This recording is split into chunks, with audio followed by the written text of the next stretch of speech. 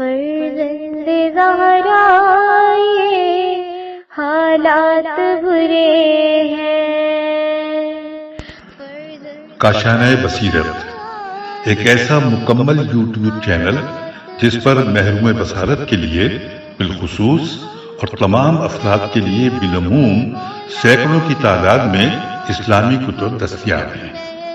لہذا گزارش ہے کہ آپ اپنی ذمہ داری نبھاتے ہوئے کاشانۂ بصیرت کو سبسکرائب کرنے کے ساتھ ساتھ بیل آئیکن کو پریس کیجیے تاکہ آپ علم کے حصول کے ساتھ ساتھ مذہب اہل بیت کی اشاعت میں بھی اہم کردار ادا کرتے رہیں۔ کاشانۂ بصیرت، کاشانۂ بصیرت، کاشانۂ بصیرت۔ فرزند زہرا یہ حالات برے ہیں۔ السلام علیکم ورحمۃ اللہ وبرکاتہ۔ سامعین، آپ سماعت فرما رہے ہیں آئینہ حقیقت امام حسین علیہ السلام آیت اللہ عظمیٰ تقی بہجت کے کلام میں، جس کا ترجمہ کیا ہے نون میم نقوی صاحب نے۔ آج ہم آپ کے سامنے اس کی تیسری ریکارڈنگ پیش کر رہے ہیں، صفحہ نمبر 40۔ عنوان ہے ولایت اہل بیت عمل کے صحیح ہونے کی شرط۔ سوال ہے، کیا ولایت اہل بیت اعمال کے قبول ہونے کی شرط ہے یا ان کے صحیح ہونے کی؟ اس کا جواب ہے، اہل بیت علیہ السلام کی ولایت اعمال کے صحیح ہونے کی شرط ہے۔ نجات صرف اس شخص کے لیے ہے جو اہل بیت علیہ السلام کو ہر جگہ حاضر و ناظر جانے گا۔ عنوان، ہر قسم کی غلطی سے عصمت۔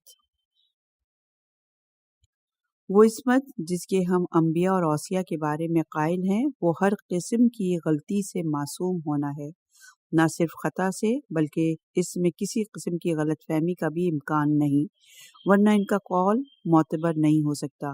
کیوں؟ اس لیے کہ اگر لوگ دیکھیں کہ کوئی جھوٹ بولتا ہے اور غلطیاں کرتا ہے تو اس سے دور ہو جاتے ہیں۔ ایک شخص اچھا انسان تھا، ایک دفعہ آیا اور مسلسل جھوٹ بولنے لگا۔ لوگوں نے پوچھا، یہ تو اچھا آدمی تھا، یہ اس طرح کیسے ہو گیا؟ کہا گیا، یہ خسرے کی بیماری میں مبتلا ہو گیا تھا اور اس نے اپنی یادداشت کھو دی۔ اب یہ کسی جھوٹ اور سچ میں تمیز نہیں کرتا اور اسی طرح کچھ نہ کچھ کہتا رہتا ہے۔ سر انجام اس طرح کی غلطیاں نبی یا وصی سے لوگوں کی دوری کا باعث بن سکتی ہیں۔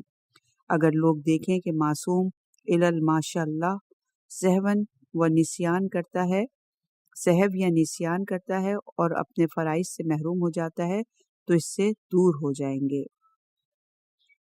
صفحہ نمبر 41۔ عنوان ہے عصمت کے بھی مراتب ہیں۔ عصمت کے مراتب مراحل ہوتے ہیں، اسی لیے ہم انبیاء اور اوصیاء میں بھی فضیلت کے معتقد ہیں۔ اولو العزم انبیاء بھی ہیں اور غیر اولو العزم بھی، اور جو خاتم الانبیاء ہیں وہ ان سب سے بالاتر ہیں، اور اوصیاء میں بھی پنجتن آل ابا کو غیر پنجتن سے مقدم سمجھتے ہیں، اور غیر پنجتن میں بھی صاحب وقت امام زمانہ اجل اللہ تعالی فرجہ شریف اور ان کے درمیان چمکتے ہوئے ستارے کی طرح سمجھے جاتے ہیں۔ ان سب کے مراتب جدا جدا ہیں۔ صفحہ نمبر 41۔ عنوان غیر معصوم میں عصمت۔ نبوت اور وصیت کی شرط عصمت ہے، لیکن اس چیز کے لیے کہ عصمت کا تحقق صرف نبی اور وصی پر منحصر ہے کوئی دلیل نہیں، کیونکہ ہم زید بن علی بن حسین میں عصمت کا احتمال دیتے ہیں۔ میں بہت زیادہ حتی احتمال سے زیادہ دیتا ہوں کہ وہ خطا سے معصوم تھے، نہ کہ خطا سے معصوم۔ دوبارہ پڑھتے ہیں جملے کو، اور بہت پرنٹنگ کی غلطیاں ہیں، ہم معافی چاہتے ہیں۔ حتی احتمال سے زیادہ دیتا ہوں کہ وہ خطیہ سے معصوم تھے، نہ کہ خطا سے معصوم۔ ایک جگہ گویا ان کی تفسیر میں کہا ہے کہ معصوم صرف وہی پنجتن ہے کہ ظاہر ہے اس مسئلے میں معصوم سے گفتگو نہیں کی، لیکن وہ بھی اور ان کے بیٹے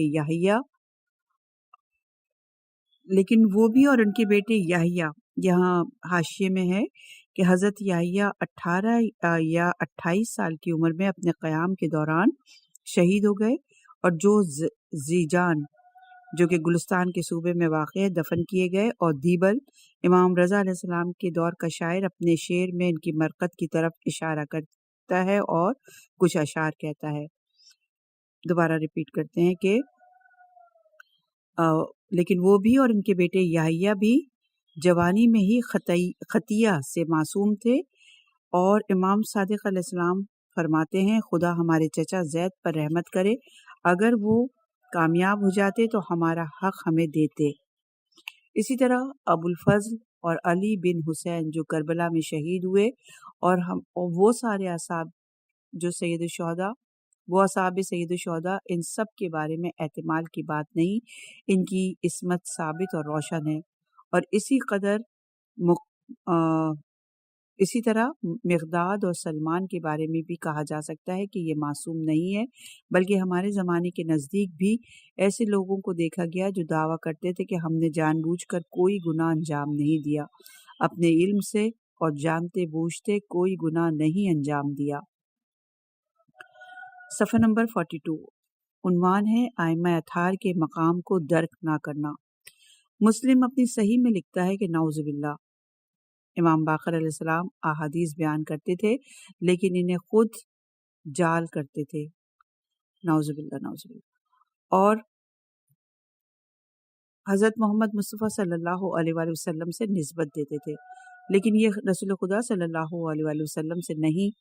آخر امام باقر علیہ السلام نے حضرت رسول خدا کو دیکھا ہی نہیں، اور ان لوگوں نے بھی جنہوں نے رسول خدا کو دیکھا ہے نقل نہیں کرتے۔ کچھ یوں کہتا ہے کہ قال رسول اللہ، یہاں سے معلوم ہوتا ہے کہ نعوذ باللہ جھوٹ بولتا ہے۔ ایک اور دلیل یہ ہے کہ ہم نے ان علماء کی کتابوں کو دیکھا ہے جو بالواسطہ رسول خدا سے نقل کرتے ہیں، اور ان میں تو یہ باتیں نہیں پائی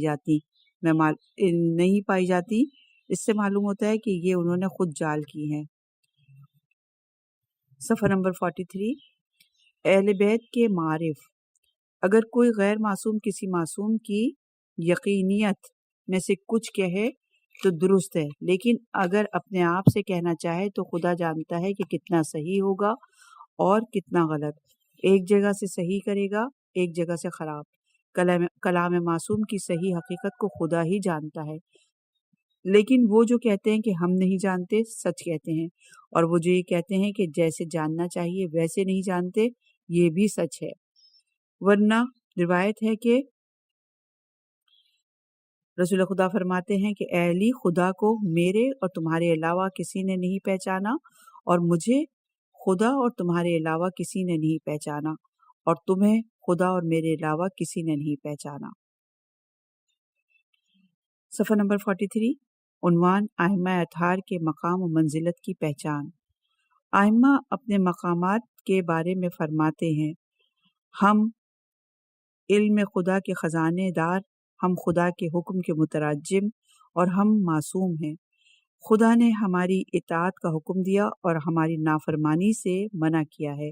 ہم حجت رسائی ہیں، ہم ہر اس چیز پر جو آسمان کے نیچے اور زمین کے اوپر واقع ہے۔ نیز فرمایا کہ خداوند متعال نے ہمیں اپنے آپ سے مختص کیا ہے، ہماری اطاعت کو اپنی اطاعت اور ہماری نافرمانی کو اپنی نافرمانی قرار دیا ہے۔ افسوس ہے اس شخص پر جو ائمہ کے لیے ان مقامات کا قائل نہ ہو، افسوس ہے اس شخص پر بھی جو ان مقامات کو ان کے لیے ذاتی سمجھتا ہو۔ صفحہ نمبر 44، عنوان ہے نعمت ولایت کی قدر دانی لازمی ہے۔ قم شہر اہل بیت علیہ السلام سے منسوب ہے۔ آقا برجدی کہا کرتے تھے، ایسی روایت جس کے سلسلے میں قمی نہ ہو یا تو ہے ہی نہیں یا پھر بہت کم ہے۔ خدا کرے کہ ہم اہل بیت سے یہ محبت، ارادت اور توجہ ہم میں باقی رہے۔ اہل مکہ و مدینہ بھی نعمت ولایت اور اہل بیت کو رکھتے تھے، لیکن روایت میں آیا ہے کہ انہوں نے اس نعمت ولایت کی قدر نہیں کی، لہٰذا یہ اجمیوں کی طرف منتقل ہو گئی۔ خدا کرے کہ ہم اجمی بھی اس مفت میں ہاتھ آنے والی نعمت کو مفت میں کھو نہ دیں۔ صفحہ نمبر 45، عنوان ہے ولایت سب سے بڑی عبادت۔ نماز کی فضیلت کے بارے میں فی الاعمال اس روایت سے زیادہ رسا تر ذہن میں نہیں کہ فرماتے ہیں، الصلاۃ معراج المومنین۔ اسی طرح روایت میں ہے کہ اگر نماز گزار جانتا کہ جلال الہی میں سے کتنا اسے گھیر لے گا تو وہ کبھی نماز سے منہ نہ موڑتا۔ اسی طرح ایک اور حدیث میں کہ تمہارے تمام اعمال تمہاری نماز کے تابع ہیں۔ معلوم ہوتا ہے کہ نماز تمام عبادی اعمال سے افضل ہے، لیکن اس حدیث سے پتہ چلتا ہے کہ ولایت عبادات خمسہ میں سب سے افضل ہے، یعنی ولایت کی عبادت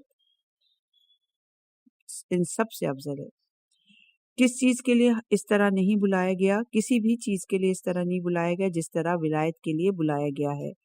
اور یہ روایت جو ہے اصول کافی کی جلد نمبر 2 اور صفحہ نمبر 18-21، وسائل شیعہ صفحہ نمبر یا جلد نمبر 19 اور 17، بہار الانوار جلد نمبر 65 صفحہ نمبر 313 پر موجود ہے، 331 پر موجود ہے۔ صفحہ نمبر 46، عنوان ہے آگاہی کی ضرورت۔ یہ لا علمی کی وجہ سے ہی ہے کہ وہ شخص کہتا ہے کہ قرآن میں کہا گیا ہے کہ زمین کو مخلوقات کے لیے پیدا کیا، بس اس کا مطلب یہ ہوا کہ کوئی تمیز، فرق اور اختلاف نہیں ہے اور سب زمین کی مالکیت اور اس سے استفادہ کرنے میں برابر ہیں۔ نہیں جانتا کہ یہ لام عاقبت ہے، کہ لام انتفاع۔ نہیں جانتا کہ اس آیت کے ساتھ ایک اور روایت بھی ہے کہ جو اس آیت کی تفسیر کرتی ہے۔ انہیں بھی دیکھنا چاہیے کہ یہ لا علم لوگ ہی اپنے جیسے دوسروں لوگوں کو بھی گمراہ کرتے ہیں۔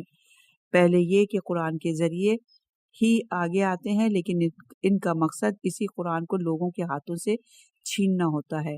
نوبت یہاں تک پہنچ جاتی ہے کہ کہتا ہے کہ قرآن کو جلا دیں۔ البتہ ہم اس بات پر ہنستے ہیں، لیکن حقیقت یہی ہے۔ اگر ہم استدلال میں قوی نہ ہوں تو دشمن ہم پر غالب آ جائے۔ وہ پیسہ خرچ کرتے ہیں اور اسی طرح کہ ان پڑھ لوگوں کو پیسے سے خریدتے ہیں۔ یہ لا علمی دین بنا دیتی ہے۔ اس بہائی شخص نے کہا کہ بالکل آپ کے قرآن میں سید علی محمد باپ کی طرح اشارہ کیا گیا ہے، یعنی ہا میم عین سین قاف، یعنی قائم سید علی محمد۔ البتہ ضروری ہے کہ الٹا پڑھے، بس ہم ہر بات کے لیے علم اور استدلال کے محتاج ہیں۔ ہر چیز سے ہم ان کے محتاج ہیں، کیونکہ یہ مسئلہ دین کا مسئلہ ہے اور ہمیں حتماً اس جہالت کے مقابلے میں کھڑا ہونا ہوگا۔ یہ لوگ جو ان افراد پر کام کرتے ہیں ضروری نہیں کہ رسوا بھی ہوں۔ یہ افراد مخفیانہ طور پر پیسے لیتے ہیں، بس ہمیں علم کلام اچھے طریقے سے سیکھنا ہوگا اور اس کے سامنے جواب دینے ہوں گے، ورنہ یہ بھیڑیے ہمیں کھا جائیں گے۔ اس طرح کے چھوٹے ہاضمے تک پہنچ جائیں۔ صفحہ نمبر 47، عنوان ہے اطاعت معرفت کا لازمہ۔ معرفت اور امام علیہ السلام پر اعتقاد کے بارے میں ادنیٰ المعرفہ کافی ہے۔ وہ یہ ہے کہ فقط معتقد ہوں کہ وہ امام المفترض الطاعات اور پیغمبر کے وصی ہیں، گرچہ ان کا نام اور یہ کہ مثلاً وہ وہی ہیں جنہوں نے معاویہ یا مروان اور طلحہ کے ساتھ جنگ کی تھی نہ جانتے ہوں۔ اسی طرح ان کی ترتیب اور یہ کہ کتنے نمبر پہ امام ہیں جاننا بھی ضروری نہیں۔ خدا کرے کہ وہ جو کچھ ہم سے چاہتے ہیں ہم انجام دیں، اور وہ جو چاہتے ہیں ہم انجام، اور وہ جو نہیں چاہتے وہ ہم انجام نہیں دیں، اور وہ جو چاہتے ہیں اسی کو ہم انجام دیں۔ ائمہ کی امامت پہ اعتقاد کا پہلا مرحلہ دل سے ان کی وصیت اور خلافت، ان کے ناموں، ان کے والدوں کے ناموں کے بارے میں پیغمبر کی سفارش اور ان کی مرجعیت پر یقین رکھنا ہے، اور دوسرا مرحلہ عملی طور پر ان کی پیروی کرنا، نہ یہ کہ نماز پڑھیں اور انہیں ان کی امامت کو قبول نہ کرتے ہوں۔ جو کوئی ان پر اعتقاد نہیں رکھتا اور امامت سے انحراف کرتا ہے وہ ہلاک ہے، اگرچہ نماز پڑھتا ہو، کیونکہ اس کا عقیدہ خراب ہے۔ افسوس ہے ان لوگوں پر جو خدا کے قرب کا دعویٰ کرتے ہیں لیکن اس کے ولی کو نہیں جانتے۔ صفحہ نمبر 48، عنوان ہے سب موت اور شہادت کے طالب۔ وہ کام جس کی آبس سے نسبت دیتے ہیں کہ عاشورے کے دن میدان جنگ میں اپنی زرہ پھینک دی اور ننگے ہو گئے۔ اور روایت یہاں پر حاشیے میں کہ عابس بن ابی شبیب شاکری رحم اللہ سید الشہداء کے اصحاب میں سے تھے، اور یہ روایت جو ہے جامع رواح صفحہ نمبر 425 پر ہے۔ آسان ہے کیونکہ یہ روایت بیان کرنا، کیونکہ تمام اور اصحاب اور خود امام بھی شہادت کے طلبگار تھے اور جانتے تھے کہ کام ختم ہو چکا ہے اور صرف مرنا ہے اور شہادت باقی ہے، اور عقل مند لوگ ایسے موقع پر اپنی خواہش کو چھوڑ دیتے ہیں، یعنی یا تو جھک جاتے ہیں یا فرار کا راستہ اختیار کرتے ہیں، مگر یہ کوئی دینی تعلق اور سبب اور کوئی مذہبی اور الہی مقصد رکھتے ہوں۔ جس طرح کے اصحاب سید الشہداء کربلا میں ایسے ہی تھے اور موت ان کے نزدیک شہد سے زیادہ میٹھی تھی۔ کیا یہ کہا جا سکتا ہے کہ یہ جملہ حقیقت کے خلاف ہے؟ یعنی کہ انہوں نے زرہ پھینک دی یا اور کپڑے اتار دیے یا اپنی ٹوپی پھینک دی، وہ تو سب شہادت کے طلبگار تھے۔ صفحہ نمبر 49، عنوان ہے احترام سادات۔ سوال ہے، کیا ائمہ اطہار کی جتنی اولاد حکومتوں اور ظالم خلفاء کے ذریعے شہید ہوئی ہے، وہ سب خروج اور مخالفت کا ارادہ رکھتے تھے؟ جواب، مختلف تھے، ضروری نہیں کہ خروج و قیام کے دعوے کا ارادہ رکھتے ہوں۔ سب جب یہ دیکھتے تھے کہ لوگ ان کے ارد گرد جمع ہیں، ڈر جاتے تھے کہ کہیں ایسا نہ ہو کہ ایک یہ آئیں اور ہمارے ہاتھ سے حکومت چلی جائے، ورنہ امام حسین علیہ السلام کے بعد کسی امام نے خروج کیا؟ ان کے حضرت رسول خدا سے نسبت ہی کافی تھی کہ لوگ ان کی طرف متوجہ ہوں، کیونکہ لوگ ان کی طرف توجہ کو رسول خدا صلی اللہ علیہ وآلہ وسلم کی طرف توجہ سمجھتے تھے، اور اس کے نتیجے میں اور ان کی جو حاجت ہوتی پوری ہو جاتی۔ اس کے علاوہ ان میں سے ہر ایک کی اپنی خصوصیات، مقامات اور کرامات تھیں، اور یہ باعث بننا تھا کہ لوگ ان کی طرف کھینچے چلے آتے تھے۔ صفحہ نمبر 49 ہے اور عنوان ہے امام حسین علیہ السلام کی شب زیارات۔ لکھا ہے کہ ایک شخص کربلا میں سید الشہداء کے حرم کے بالا سر میں نماز پڑھنا چاہتا تھا اور نہیں جانتا تھا کہ ماہ رجب کی پہلی رات اور سید الشہداء کی زیارتی شب ہے یا نہیں، لہذا سوال کرتا ہے کہ کیا آج کی رات مہینے کی پہلی رات ہے؟ ایک اور شخص جو نماز میں مشغول ہونے لگا تھا، اس نے جواب دیا، جی ہاں، آج رات شب زیارت ہے، اور اس کا مقصد یہی تھا کہ جی ہاں، آج مہینے کی پہلی رات ہے۔ خدا جانتا ہے کہ اگر حضرت صاحب الامر ہمارے درمیان موجود ہوتے تو ہم ہر لحاظ سے حتیٰ مہینے کی پہلی تاریخ یا عیدوں اور وفات ائمہ اطہار وغیرہ کو جاننے کے لیے بے نیاز ہو جاتے۔ صفحہ نمبر 50، عنوان ہے امام علیہ السلام کی ایک کرامت۔ آقا شیخ علی زاہد قمی آقائے اشرافی رحم اللہ کے ساتھ کربلا مشرف ہو رہے تھے۔ آقا اشرافی ان سے سوال کرتے ہیں کہ کیا اس مدت میں جب آپ کربلا جاتے تھے کسی عجیب چیز کا مشاہدہ کیا؟ وہ کہتے تو ہیں کہ نہیں، لیکن اپنی جیب سے ایک دفترچہ یعنی چھوٹا کاغذ نکالتے ہیں اور ان کو دیا کہ اس میں لکھا تھا، ایک صالح شخص پابندی سے جمعرات کی رات کو شب جمعہ کی زیارت کے لیے نجف سے کربلا جاتا تھا۔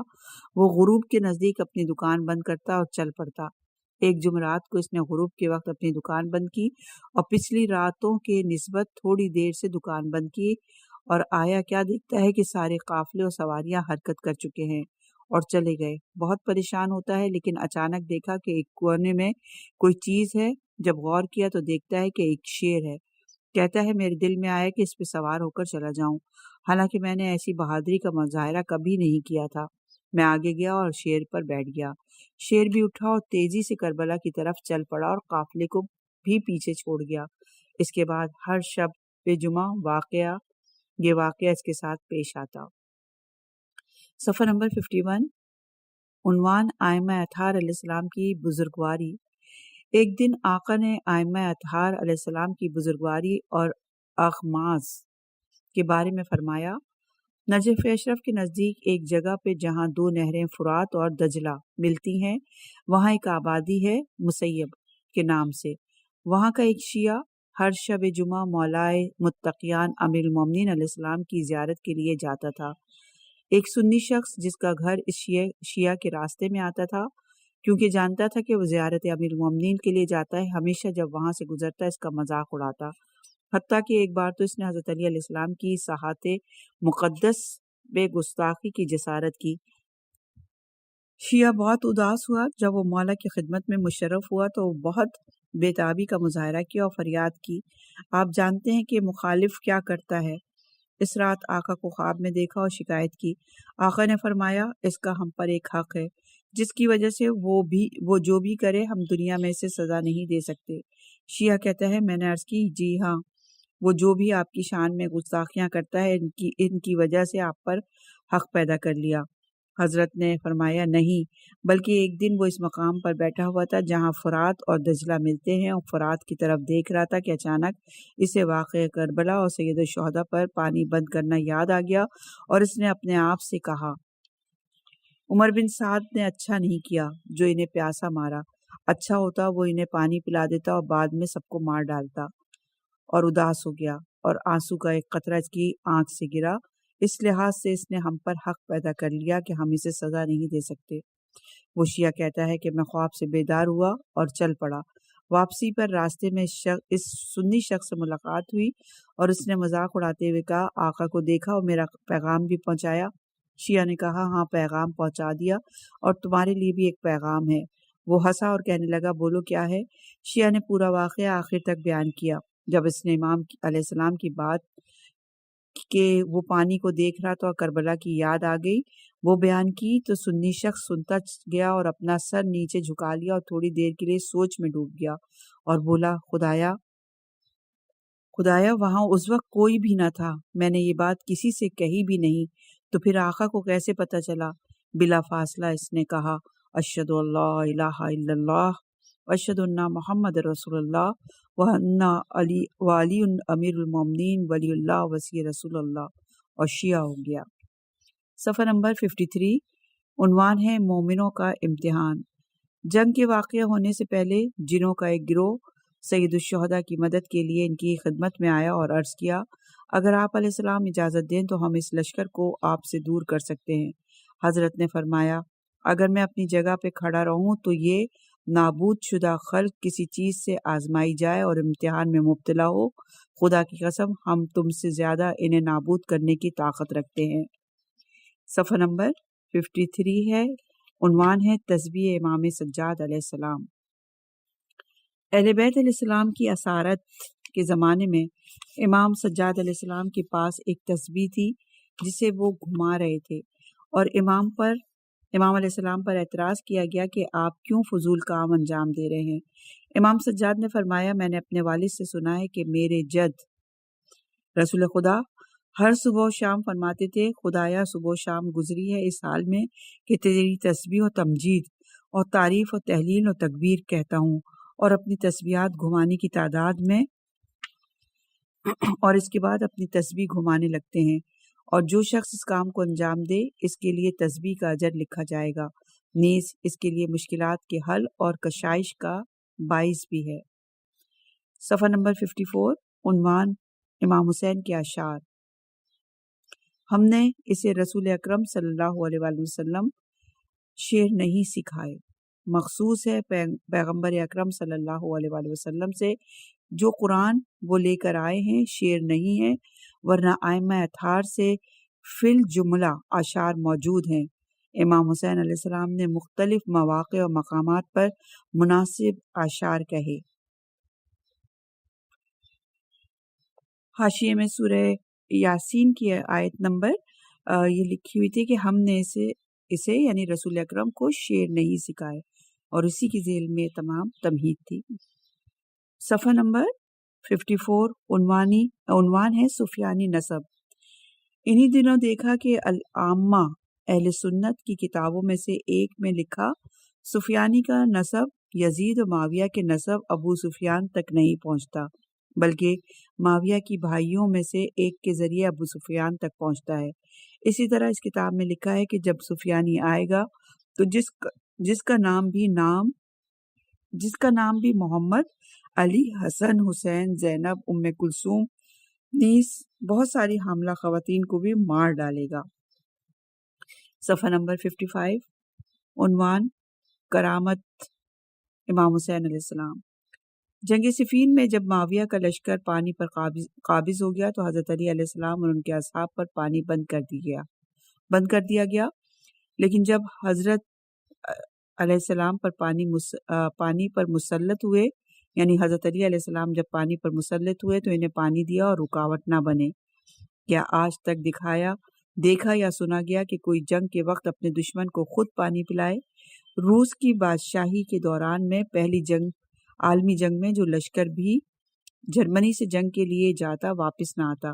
ایک بار جب جوانوں سے بھری ریل گاڑی جنگ کے لیے حرکت کرنے لگی تو ان کی مائیں ریل گاڑی کے آگے لیٹ گئیں تاکہ اسے جانے سے روک سکیں۔ انہوں نے ماسکو سے اپنا فرض پوچھا تو حکم آیا کہ ریل گاڑی کو ماؤں کے اوپر سے گزار دو۔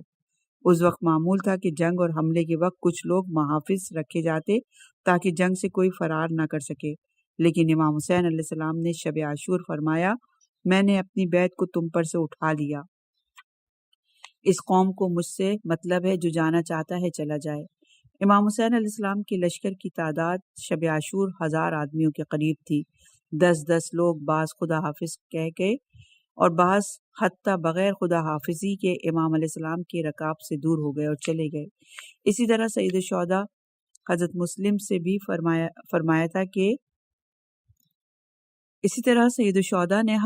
سے بھی فرمایا تھا کہ مہربانی سے کام کریں، اور شاید حضرت مسلم کے مارے جانے اور شہادت کا سبب بھی یہی ہوا ہو کہ انہیں جنگ کی اجازت نہیں تھی، ورنہ دارالامارہ اور ابن زیاد کی رہائش گاہ میں 20 افراد سے زیادہ نہیں تھے اور حضرت مسلم ان کا محاصرہ کر سکتے تھے۔ صفحہ نمبر 56، عنوان ہے شمر کی شفاعت۔ مرحوم دربندی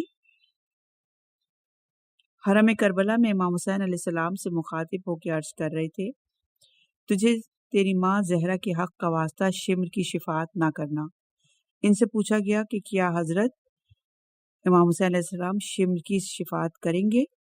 انہوں نے جواب دیا، ممکن ہے، کیونکہ یہ رحمت پروردگار کے مظہر ہیں۔ صفحہ نمبر 57، عنوان ہے موت سے محبت۔ امیر المومنین علیہ السلام کے ان کلمات میں فرمایا کہ خدا کی قسم ابو طالب کے بیٹے کا موت سے انس بچے کے پستان مادر سے انس سے زیادہ ہے، اور سید الشہداء کے کلمات میں آیا کہ میں اپنے مرحومین سے اتنا مانوس اور سرگرداں ہوں جتنا یعقوب یوسف کے مشتاق تھے۔ اسی طرح مکہ سے خروج اور کربلا کی طرف روانگی کے وقت کلام فرمایا، جو کوئی اپنی جان کو ہمارے لیے فدا کرنا چاہتا ہے اور اپنے آپ کو خدا سے ملاقات کے لیے تیار کر چکا ہے، ہمارے ساتھ کوچ کرے، یعنی سب کو جہاد و جنگ اور مارے جانے کی دعوت دے رہے تھے۔ صفحہ نمبر 58، عنوان ہے آئمہ کی کامیابی۔ بی بی فاطمہ الزہرا سلام اللہ علیہا اپنی اسی وصیت سے کہ جب رات کے وقت دفن کیا جائے کامیاب ہو گئی، اور کامیاب ہیں۔ امام حسین علیہ السلام کی شہادت کے بعد بی بی زینب سلام اللہ علیہا قید میں اسی طرح خطبے پڑھتی تھی کہ گویا تخت سلطنت پہ بیٹھی ہوں۔ امام سجاد علیہ السلام طوق و زنجیر پہن کر بھی سائل کی شاہانہ انداز میں مدد کرتے ہیں۔ ہمارے پاس ایسے عظیم مرد اور عورتیں ہیں جن کے پاس ہمارا سب کچھ ہے، لیکن گویا ہمارے پاس وہ نہیں ہے۔ یہاں پہ فصل نمبر اول کا اختتام ہو رہا ہے۔ انشاءاللہ کی اگلی ریکارڈنگ میں فصل نمبر 2 شروع کریں گے۔